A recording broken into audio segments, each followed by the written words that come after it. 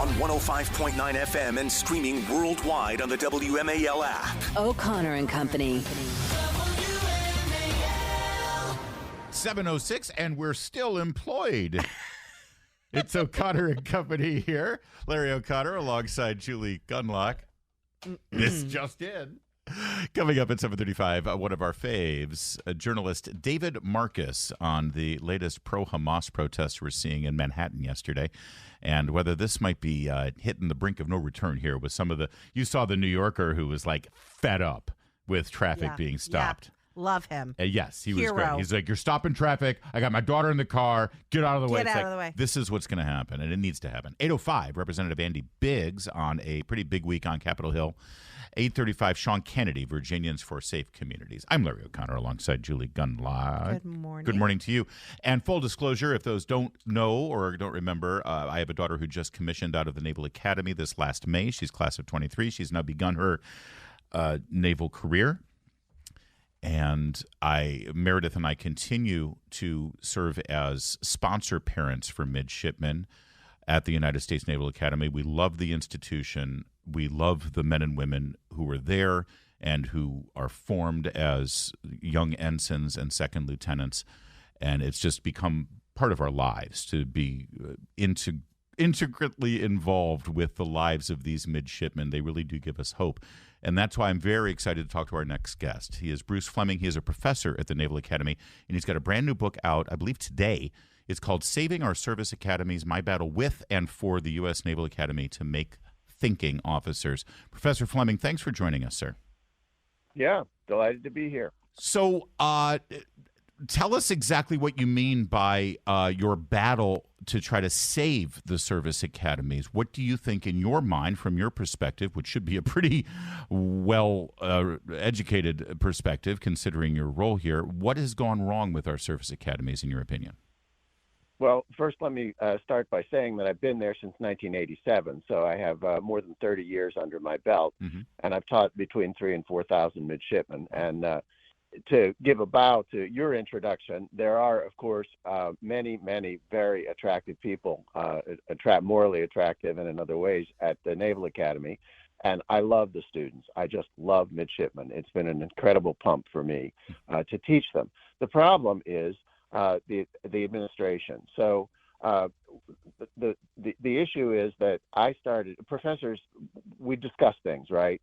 So I started discussing things that were imposed on the Naval Academy partly by outside forces, partly by Congress, partly by the military brass itself, starting with our extreme affirmative action policies. I was on the admissions board, and I saw what we have to do to get what are essentially racial quotas at the Naval Academy. What we do have to do is to lower standards for those groups. So I had just come from 2 years teaching in Central Africa and Rwanda. Everybody's black in Rwanda. The president's black, the prisoners are black, the shopkeepers are black. So that didn't seem to cut much ice to me. But there it is. I started discussing it, and I was punished for it. So my battle with, the short version is, to cut to the chase, I was fired in 2018 although I'm a civilian professor and a tenured professor, after an increasing series of punishments that included things like official letters of reprimand, cooked up investigations. My life was, if I can say, hell. I had a stress-related heart attack. So that's my battle. Oh, my goodness. And I just want to be clear here for people who don't know, when you say you battled the administration, these are officers, these are admirals or captains, or if they're a Marine officer, they're colonels usually. In the military, that's the administration. These are flag officers often in the United States military with a direct connection to the Pentagon, right? That's right, and they all raise their right hand to defend the Constitution, and the Constitution guarantees my First Amendment rights to speak, all of which were completely denied. So the issue, I'm focused on your daughter here. The issue is that the Naval Academy has been imposing these, what are frankly hard left policies, and not just the Naval Academy, but the entire military, and not permitting any discussion. So they wanted to shut down. I mean, I'm writing articles for the Washington Post for which I was punished. Yeah. So that's not supposed to happen. That's Right. not supposed to happen. That's not what professors do.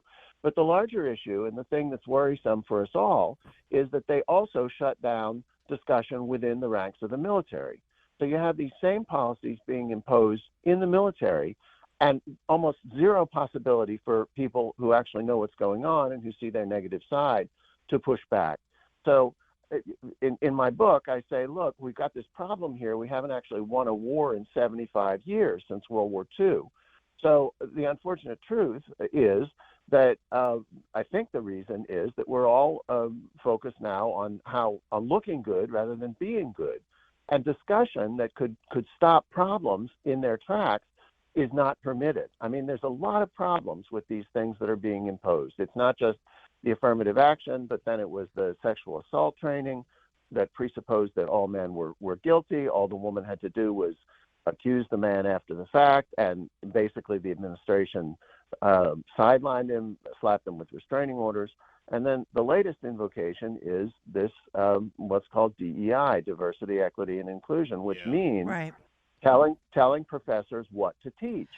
So, Shakespeare is out because Shakespeare is a dead white male, for example. Well, a couple of years ago, a high-ranking naval officer, I think he was chief of naval operations, Admiral Michael Gilday, he went on Capitol Hill and he talked about how he had a list of recommended books, including many these anti-racist books. How to Be an Anti-Racist by Ibram X. Kendi was on that list, among others.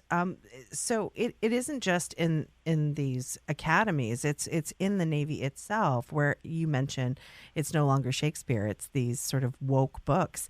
Is that being walked back, or is that still ongoing? I don't see it being walked back. I mean, the pushback against it has.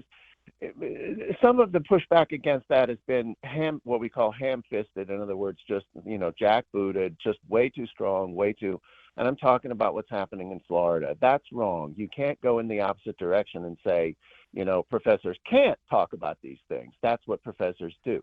So it's the Harvard stuff that I'm sure that everybody knows what I'm talking about, Yes. that where the president is outgone, and she was a staunch advocate. I mean, plagiarism aside, she was a staunch advocate of this DEI stuff. So it's very recent, the pushback again. I'm looking for a middle way. I want discussion of these things. Yeah. We're speaking with Bruce Fleming. He was a professor at the United States Naval Academy. His book is Saving Our Service Academies, My Battle with and for the U.S. Naval Academy to Make Thinking Officers. Do you get the sense sometimes, your experience with the midshipmen, that when the DEI stuff is rolled out, when the moment comes in the curriculum or for a specific briefing that it's time to talk about the DEI things or the all that stuff that you can see a mile away coming from some HR, Nimrod that decided that everyone needs to be trained on this, that a lot of times these guys and these women, they sort of, they do what they got to do to get through it. They sort of roll their eyes and it's like, yeah, okay. But at the core, they still recognize who they are and what they're there for, right? I guess what I'm saying is the midshipmen can see through this stuff in many cases. Yeah. That's a huge topic, and I'm going to respond to that in about 5 seconds. But first, let me say, I am still a professor at the United States Naval Academy because I was retroactively reinstated. Oh, thank you. That's what I thought, but then when you said you were fired in 2018, I sort of missed that part of the story. I didn't get to the next step. Oh, good. I was fired, and then I was rehired. They had to rehire me. So, all right. So I have an office. There's a kind of an asterisk, which is they've forbidden me to teach. But thank you, taxpayers. I'm on endless sabbatical. I get a salary. I've written 6 scholarly books in the last 3 years. There's plenty of pubs in Annapolis that you can enjoy too. So it's not a bad gig, Professor. That's where my sons go. I have 2 college-age sons, and believe me, they've done every pub in Annapolis. But let me get to your larger issue is the big one. That is absolutely right. The midshipmen do see through it, and I know because they sit in what I call the big puffy red chair in my office. It's a big leather chair, big comfortable chair, and they bitch about it. Yeah. They talk about it, and so on. They have seen through it, but that comes at a price. No, I think that most of the kids come out, by that time they're young adults, they come out relatively unscathed, but they're cynical. They are cynical. And that's the price we pay for forcing all this stuff down their throats. They see through it. They come in hoo-yah for the military, and 99% of them, not going to speak for your daughter, come out rolling their eyes. Yeah, and by the way, and I am not speaking for my daughter or any of the young men or women that I'm associated with. I'm just giving you, but yeah, no, I appreciate that, and this is a larger conversation. I hope this is just the beginning of continuing that larger conversation, Professor Fleming. Sadly, we're out of time here, but thank you for writing this book and speaking out, and I'd love to catch up with you and get more details about it. That sounds great. I look forward to that. Thank you, sir. Thank you. Again, the book is called Saving Our Service Academies, My Battle with and for the U.S. Naval Academy to Make Thinking Officers. And I just want to be clear here. Obviously, we've got an Annapolis-centric here thing because of my personal situation, but also proximity-wise because it's in our backyard. But this applies to West Point. This applies to Colorado Springs and the Air Force Academy as well. This is something that we need to be on top of. It is 7:17. Let's get straight to Jamie Whitten in the Hadid Carpet Cleaning Traffic Center. WMAL. Making sense of the news. Live From the Home Paramount Pest Control Studios. Home Paramount, the leader in pest control since 1939. WMAL. Making sense of the vote because elections have consequences. Download the WMAL app to stream us for free. The pro-Hamas protests continue in Manhattan, certainly. 320 of the protesters eventually were arrested after blocking traffic across New York City bridges, demanding a ceasefire. The demands are ridiculous. We also had protesters interrupting Biden's speech down there. Here's President Biden trying to divide Americans. I'm just saying to Biden, these are his people. They are. Yes. But Joe Biden, like a good president of the United States, trying his best to divide us across racial lines during his speech at the church yesterday in South Carolina. And he gets interrupted by people trying to divide us along racial and religious lines. Yes. It's like, let the man, he can only do one thing at a time. Right. He'll get to the religious division next, okay? And by the way, I saw there were pro-Hamas terrorists, pro-Hamas protesters. Easy mistake to make. Yeah. Trying to make their way onto Andrews Air Force Base yesterday as Air Force One was returning. Yeah. From These Charleston. people are lunatics. More than 1,000 protesters stood hand in hand, halting outgoing traffic from Manhattan at the Brooklyn Bridge, Manhattan Bridge, Williamsburg Bridge, and the Holland Tunnel. This is a coordinated effort. And think about that. Think about the traffic that was created and think about emergency vehicles. They wouldn't let them through. Oh, this is a national security crisis as well. And one man was caught on video trying to get back to Brooklyn, and you don't want to mess with Brooklynites.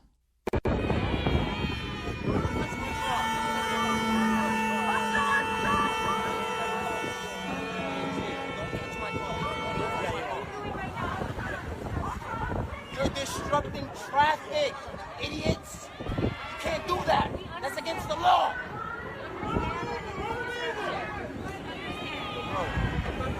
I'm not just start throwing fists at y'all, bro. I'm not gonna run y'all over. Get away from my car, bro.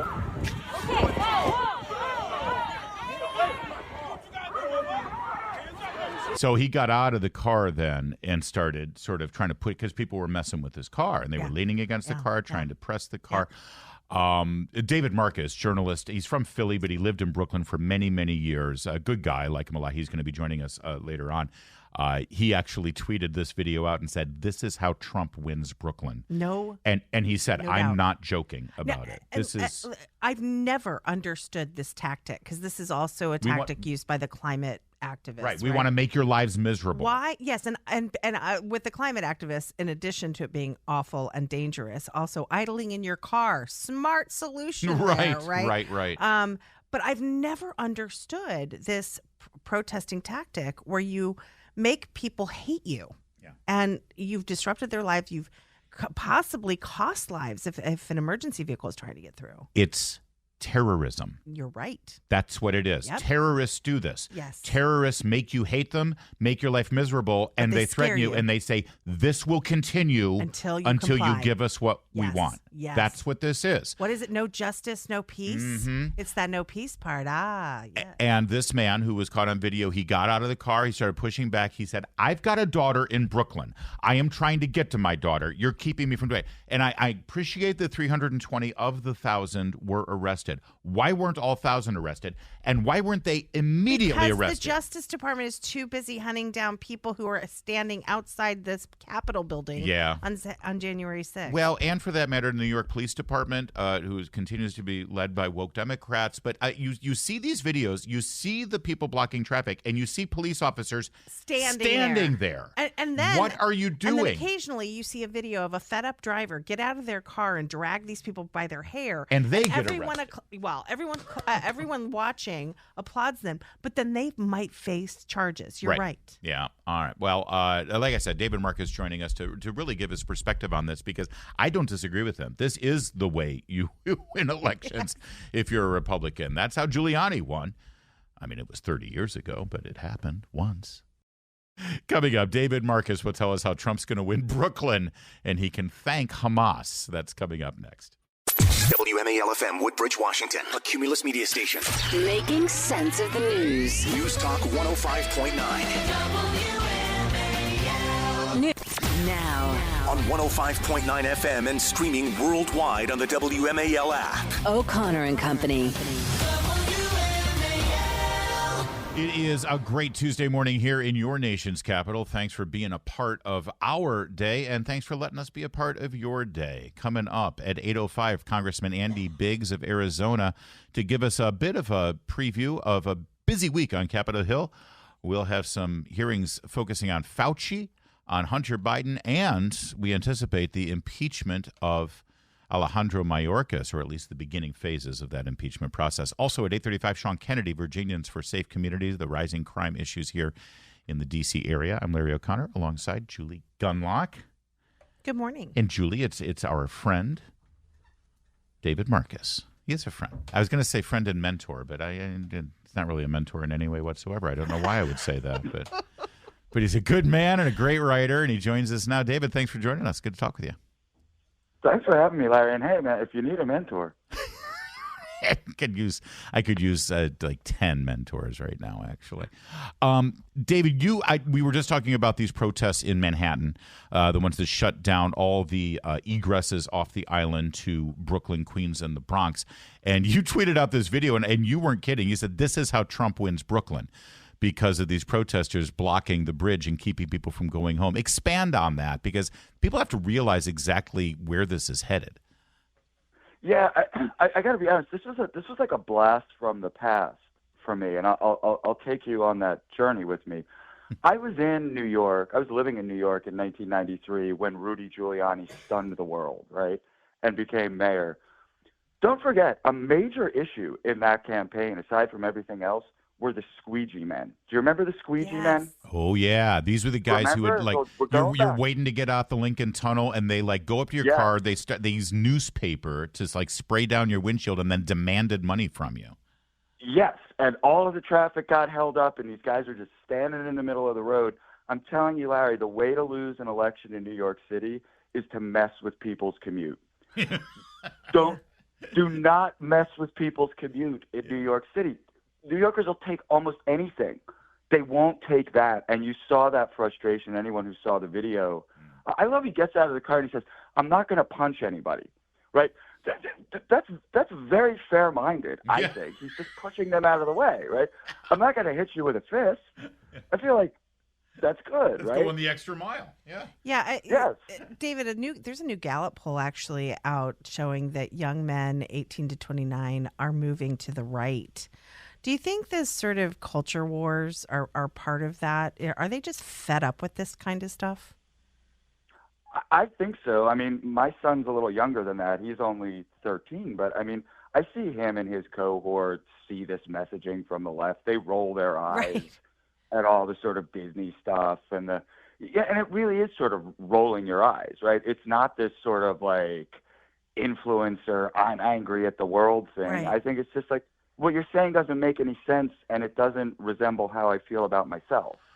Do you believe, though, David, and you do a great job, I think, in your columns that appear across the board, New York Post, Daily Mail, Daily Wire, Spectator, wherever. You'll write for anyone. You're kind of loose that way. You often are good at focusing on what's going on in our everyday lives, and then the politicians that are best at capitalizing on those things. As we are a week away from the Iowa caucuses, do you see the Republican nominees sort of tapping into this issue and really communicating to voters that they're the ones to fix it? I don't. And I think that's a really good point, Larry, because aside from the fact that that would obviously appeal to conservative and sort of right-leaning independents, there's a real fissure in the Democrat Party right now. Yeah. I mean, most Democrats are not going to go to the Brooklyn Bridge and shut everything down, Right. In order to protect Hamas terrorists. That actually isn't where the majority of Democrats are. And you see this struggle every day in the Biden administration. I mean, I think John Kirby and Karine Jean-Pierre might come to blows one of these days over it. I mean, it's right. I mean, they're just like saying the exact opposite things from the same podium. So even from that perspective, I think it would help if these Republican candidates were sort of poking at this open wound on the Democrat side. I just want to pivot a little bit over to the fact that this is a national security issue. It really is. I mean, it's a safety issue. It's an emergency services issue. I mean, this is really dangerous what these people are doing. Are we getting to a point where someone's just going to get run over? I mean, look, we're past that point, right? I mean, we had that like 4 or 5 years ago, the guy who killed people with the box truck. And you're absolutely right. I mean, to the extent that there is a connection between the organizers of these protests and people who may want to do things that are far more nefarious, I mean, that's a way to do it. We've seen the Boston bombing during the marathon. Yeah, if you can crowd a whole bunch of people into one place and keep them there, they become a pretty dangerous target. Like me, David Marcus lived in New York. He lived there longer than I did, but we both worked in the theater business there in New York for many years. But you're originally, like most New Yorkers, from somewhere else. You're originally from Philly.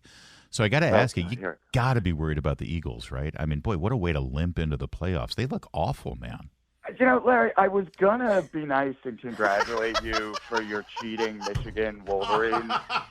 I wasn't going to. I was going to say, that's fine. Jim Harbaugh is a big cheater and whatever. Let Larry. Please. Just like the Dallas Cowboys are cheaters who should have lost that game. They obviously lost the game, but America's team isn't allowed to lose. Look, it's a brand new season. I imagine you've never seen the movie Rocky, but in Philly we kind of like coming in as the David, underdog. I'm going to pay for and this. By the way, Larry, who do the Commanders play this weekend? You know what? It's funny that that classy performance from you right now, David Marcus, actually sort of mitigated me having to identify you as someone from Philadelphia because that sort of classy attitude has Philly written all over it. Well done, sir. Thank you. Philadelphia's favorite son, David Marcus. Always good to talk with you, my friend. Thanks for joining us. I would go eat a cheesesteak. Have a good one, guys. It's 7:43. Recent studies show it is 7:48 in the nation's capital. We continue here on O'Connor and Company. So Howard Stern has announced that he is COVID-19 positive for the first time. He's never. Now, you have to understand, Howard Stern has been one of the most sanctimonious, lecturing. He's become everything that he used to hate when he became somebody in the radio business. Hectoring everyone about the vaccines, about the boosters, about the masks. He's been calling recently for another shutdown. Yes. But he's a germaphobe, I mean, famously. Yes. He also has shut himself away in his little penthouse Manhattan apartment and pretty much not interacted with anybody publicly since the virus. Yeah. Basically, this virus allowed him to dive deep into his agoraphobia that was already part of his life. Yeah. And so he left his little sanctuary tower there for a little while over the last couple of months, and he caught COVID for the first time. And he actually took to the airwaves and saying, I don't get it. I did everything right. And I got it. And I love Carol Markowitz. Yeah. Who has been, very resistant to the COVID hysteria. Yeah. She replied and said, well, I've done everything wrong and I still haven't got it. Right. This is the thing. And frankly, these are the people who end up with long COVID, right? Because they can't give it up. They just can't give it up. And there is this condition out there of people who, and I've seen it recently in Alexandria, they're starting to mask up again. Taylor Lorenz lives in Alexandria. Did I say Taylor Lorenz? Taylor Lorenz.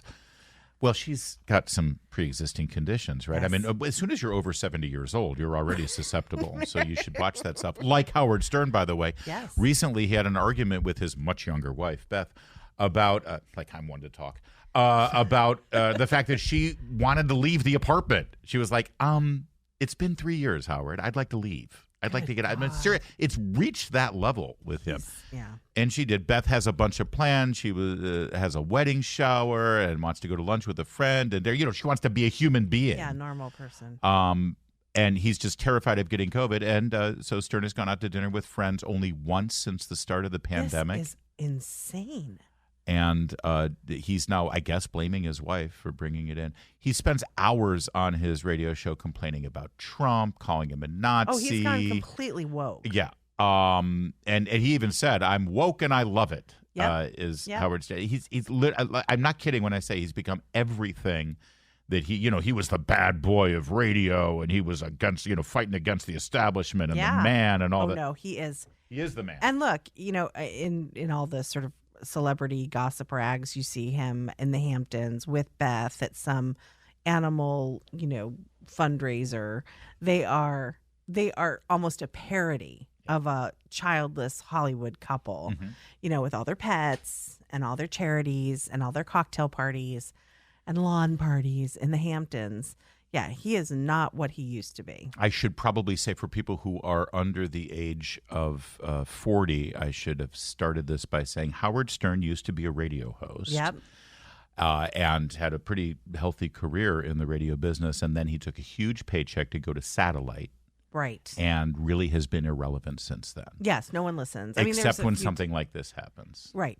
And again, he really is a part of sort of the elite of Hollywood now. Oh, yeah. He doesn't really, we don't see him, we don't hear about him unless there's some sort of, this was the latest party at the Hamptons. Yeah. You're right. Literally. And for those who do not know, that is not how it started. No, not at all. He was the bad boy. He was the bad boy of all these things and fought against the establishment, and now he has become the establishment. And it's good that he went sort of to the satellite thing because he would not have survived Me Too. No. Oh, no. Well, the only way he did survive Me Too is to go completely yes, over to the other side of the equation. Well, that's true. So he took to the airwaves announcing that he has COVID, and he said, get this, it's time to go back to a lockdown because I caught it. Yeah, he's already in a lockdown. Lock yourself down, which is what he's done. I would do well in a lockdown if I had $1 billion house in the Hamptons. I'd be just